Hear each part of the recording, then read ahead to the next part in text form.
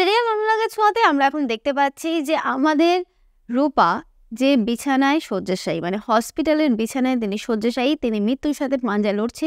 সে সুস্থ হয়ে যাবে, কিন্তু একটা বড় সমস্যা হয়ে গেছে। তার স্মৃতি হারায়নি, তবে তার বাঁ সাইডটা পুরোপুরি প্যারালাইজড হয়ে গেছে, যেটা নিয়ে এখন অর্জুন জানিয়েছে দীপাকে।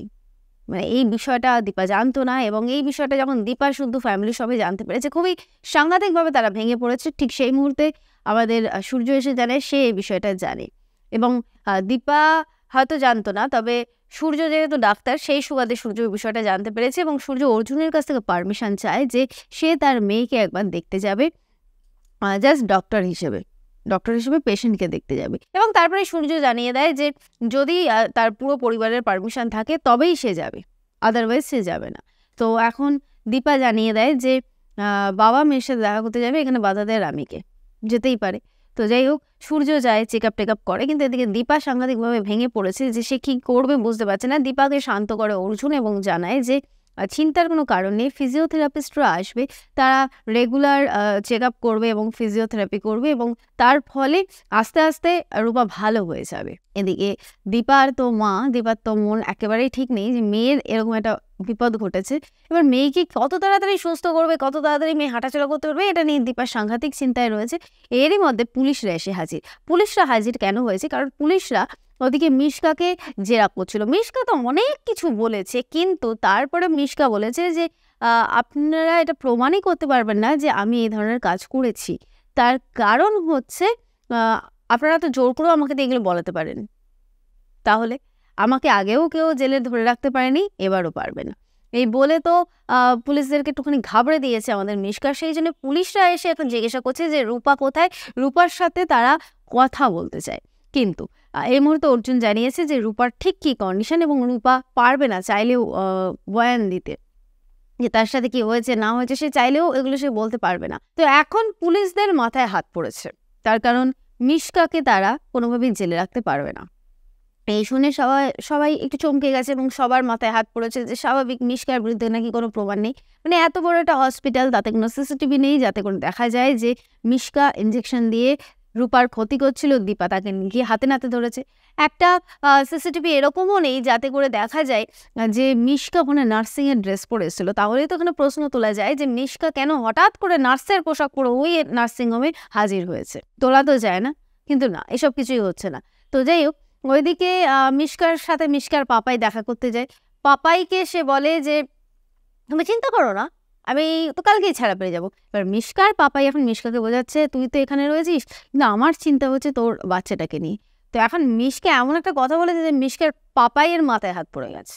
মিশকা এখন বলেছে যে চিন্তা করো না, আমি ওই বাচ্চাটাকে নিয়ে একদম ভাবছি না, ও থাক না, পড়ে থাক, কোনো অসুবিধা নেই, ওটা তো আমার ট্রাম্প কার্ড। আমি কি দীপা নাকি যে বাচ্চা করে হেদিয়ে মরবো, সবার প্রথমে বাচ্চা করবো? না না, এরকম কিছু ব্যাপার না। আমি যাই, গিয়ে তারপর সে সামনে নেবো, কালকেই তো আমি ছাড়া পেয়ে যাবো। কারণ ওরা আমার উপরে যা অত্যাচার করেছে সেই সব নিয়ে আমি এমন করে বলবো, তো ও তুমি চাপ নিও না, আমি ঠিক বেরিয়ে আসবো, সবটাই আমার প্ল্যান অনুযায়ী হচ্ছে। মিশকার পাপাই ভাবছে এই মেয়েটার মাথাটা এমনিতে একটু খারাপ ছিল জানি, এখন তো দেখছি পুরোটাই খারাপ, নিজের বাচ্চাকেও সব পাত্তা দিচ্ছে না শুধুমাত্র সূর্যকে পাওয়ার জন্য। মানে এখানে পুরোটাই সে পাগলামই মেরে যাচ্ছে, মানে একটা পাগলের ক্যারেক্টার। এই ক্যারেক্টারটাকে দেখে কেউ উল্টোপাল্টা বলে কোনো লাভ নেই, তার কারণ এটা একটা পাগলের ক্যারেক্টার একটা ঢোকানো হয়েছে সিরিয়ালে, যে এই ক্যারেক্টারটার কাজ হচ্ছে শুধু পাগলামো করে যাওয়া।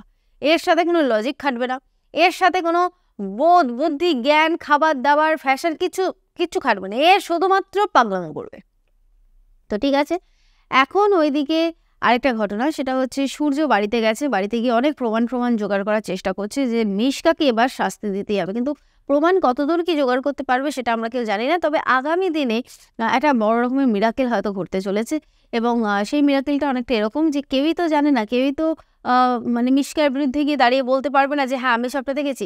একমাত্র একজন আছে, সেটা হচ্ছে ওই সেনগুপ্ত বাড়িতে একজন কাজ করে, তিনি কিন্তু সবটা জানে। তিনি কিন্তু জানে যে আসলে এই মিশকা কতখানি খারাপ, এবং মিশকা নিজের মুখে যে তার সন্তানকে এগুলো বলছিল, তখন কিন্তু ওই ভদ্রমহিলা সবটা শুনেছিল।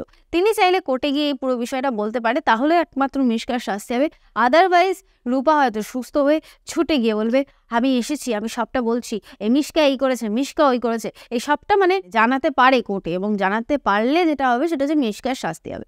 কিন্তু আদৌ থেকে মিশকার শাস্তি হবে নাকি ওই মিশকার সন্তানকে কোলে পিঠে করে বড় তুলবে দীপা, সেটা আমরা জানতে পারবো। তবে হ্যাঁ, লাবণ্য হচ্ছে মহা নষ্টের গোড়া। সূর্য দীপার মধ্যে একটুখানি মান অভিমানের পর্ব হয়ে একটুখানি ব্যাপারটা একটুখানি মানে সামলে আসবে, এটা তো সময় দিতে হবে। লাবণ্য এসে এখন হঠাৎ করে জানাচ্ছে, মানে ফটাং করে এখন তার বক্তব্য হচ্ছে যে দীপা তুমি সবকিছু ভুলে আবার ওই বাড়িতে ফিরে চলো। ব্যাস, দীপাও জানিয়ে দিয়েছে আমি আর এ জীবনে কোনোদিনও ওই বাড়িতে ফিরবো না, আর ফেরাটা উচিতও না। তাই জন্যে দীপার একার লড়াই যখন শুরু হয়েছে, দীপা একা লড়বে, কিন্তু সেই লড়াইতে সে মিশকাকে শাস্তি দিতে পারবে কিনা এটা জানতেই কিন্তু আমাদেরকে দেখতে হচ্ছে সিরিয়াল অনুরাগের ছোঁয়া, স্টার জলসা ও স্টার জলসা এইচডিতে। আমার ভিডিওটা ভালো লাগলে লাইক করো, কমেন্ট করো, শেয়ার করো। যারা যারা সাবস্ক্রাইব করোনি তারা প্লিজ সাবস্ক্রাইব করে বেল বাটনটা ক্লিক করে ফেলো।